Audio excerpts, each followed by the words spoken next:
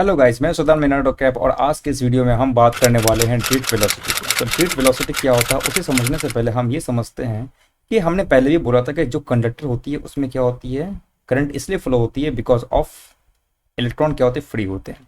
तो आपसे ये सवाल है कि अगर जैसे कि हमारे पास बहुत सारे मेटल्स होते हैं, मेटल ऑब्जेक्ट जैसे आपके पास की हो गया या फिर कोई भी मेटल हो गया, तो मेटल में क्या होती है, इलेक्ट्रॉन फ्री होती है। और हमने ऑलरेडी कहा है कि जब इलेक्ट्रॉन मूव करती है तो उसमें क्या होती है, करंट फ्लो होती है, ठीक है ना। Movement because I is equal to हमने डिफाइन किया था क्या, क्यू ओवर टाइम और D Q over D T हमने डिफाइन किया था। तो जो भी फ्लो ऑफ चार्ज होगा with respect to time we will get some kind of a current. तो बताओ कि जो भी मेटल को आप छूते हो, जैसे कि आपके पास कोई भी मेटल हो गया वो छूते हो, तो उसमें करंट क्यों नहीं बहती है, और जब हम उसमें कोई करंट देते हैं एक्सटर्नली तभी हमें करंट करंट फील होता है या फिर करंट उसमें बहता है, ऐसा क्या होता है। तो अगर हम इसमें जूम करेंगे तो यहाँ देखने देखने को मिलता है कि यहाँ करंट, यहाँ प्लस चार्ज होता है और नेगेटिव चार्ज उससे अटैच होता है, ठीक है ना। और ये नेगेटिव चार्ज क्या होता है, एक सी की तरह होता है, कि पॉजिटिव चार्ज के तो थोड़ा हैवी होता है, और जो इलेक्ट्रॉन्स होते हैं उससे कंपेयर में बहुत ही ज़्यादा मतलब क्या होते हैं, स्मॉल होते हैं। उसमें मास क्या होता है, बहुत ही कम होती है, मतलब एक 1/1000 मास होती है, ठीक है। तो पॉजिटिव चार्ज क्या होती है, मूव कम करती है, जो मूवमेंट होती है वो इलेक्ट्रॉन में मूवमेंट होती है। जब आपने कोई भी करंट यहाँ पे नहीं दिया तो वो मूवमेंट जो होती है वो बहुत ही रैंडम होती है। जो इलेक्ट्रॉन है वो फ्रीली कहीं भी जिग जैग मोशन में क्या करती है, मूव करती रहती है।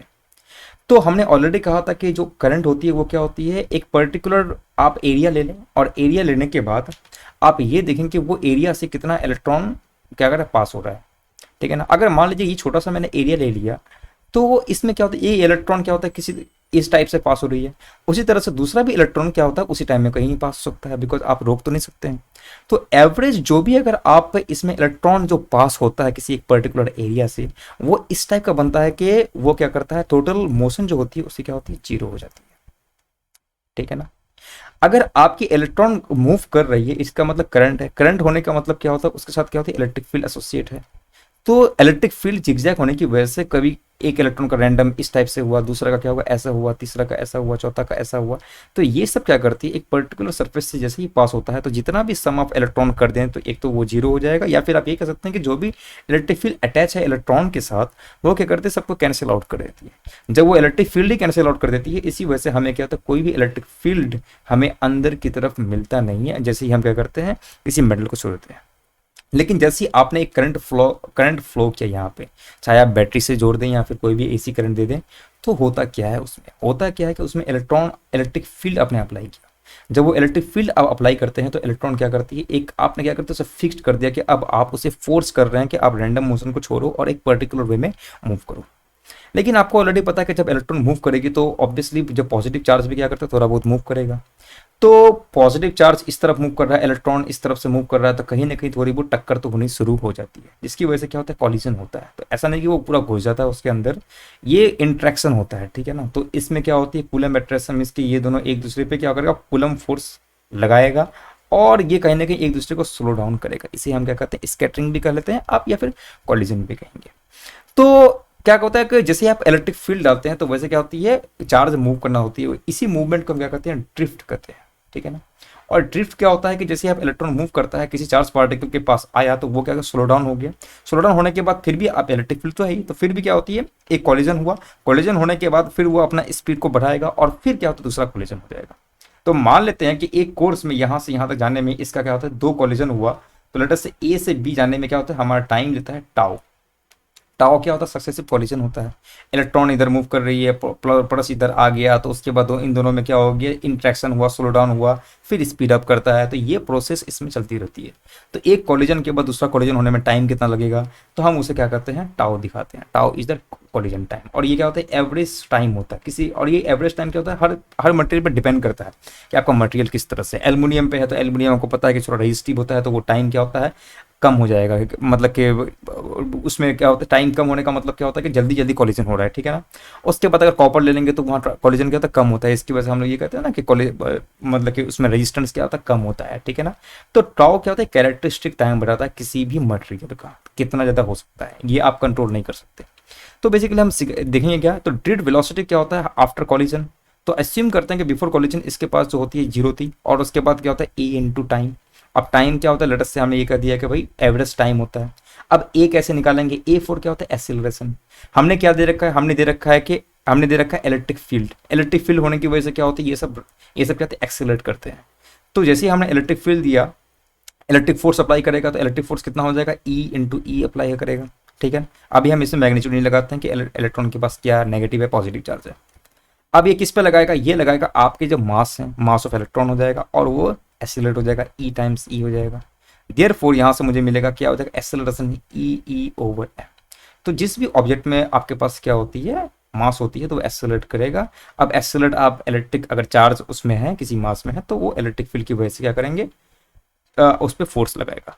तो हम देख सकते हैं drift velocity is equal to E over M times tau, ठीक है ना। तो ये हो गया।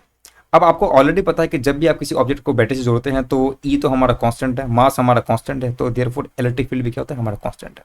तो ड्रिफ्ट वेलोसिटी क्या होता है, एक कांस्टेंट वेलोसिटी होता है जो किस पे डिपेंड करता है, वो डिपेंड करता है मटेरियल टू मटेरियल पे डिपेंड करता है। इससे कि मैंने अभी कहा कि टाउ डिपेंड करता है आपके पास किस टाइप की मटेरियल है। तो ये एक बहुत ही इंटरेस्टिंग फीचर हो गया कि वीडी है। अब आप देख सकते हैं यहाँ पे अगर हम केस की स्टडी करेंगे, मान लीजिए हमने इलेक्ट्रिक फील्ड नहीं लगाया, तो इलेक्ट्रिक फील्ड अगर मैंने नहीं लगाया तो वीडी क्या हो गया, जीरो हो गया। तो जैसे ही हमने अभी अभी बोला कि अगर आपके पास एक्सटर्नल इलेक्ट्रिक फील्ड नहीं है तो ड्रिफ्ट वेलोसिटी क्या होता है, जीरो हो जाएगा। इसका मतलब क्या हुआ कि चाहे आपकी इलेक्ट्रॉन मूव कर रही है तो पर्टिकुलर सरफेस एरिया से जब भी मूव करेगी वो क्या हो जाएगा, उसकी जितने भी रैंडम वेलोसिटी की वजह से टोटल वेलोसिटी क्या हो जाएगी, जीरो हो जाएगी। ये तो वेलोसिटी हमें तभी मिल रही है ना, बिकॉज कि हमने क्या किया, इलेक्ट्रिक फील्ड लगाया, तो एक पर्टिकुलर ओरिएंटेशन में क्या करते हैं, हमने उसे फोर्स किया। इसलिए हमने ये माना कि इनिशियली क्या होता है, जब हम इलेक्ट्रिक फील्ड नहीं डाले थे तो उसमें वेलोसिटी क्या थी, जीरो थी।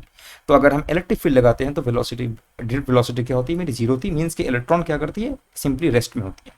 तो रेस्ट में तो नहीं होती, उसमें कुछ मोशन होता है, बट वो मोशन क्या होता है, एक दूसरे को कैंसिल आउट कर देता है। अब हम जानना ही चाहते हैं कि हमने ड्रिफ्ट वेलोसिटी निकाला तो करंट कितना होगा।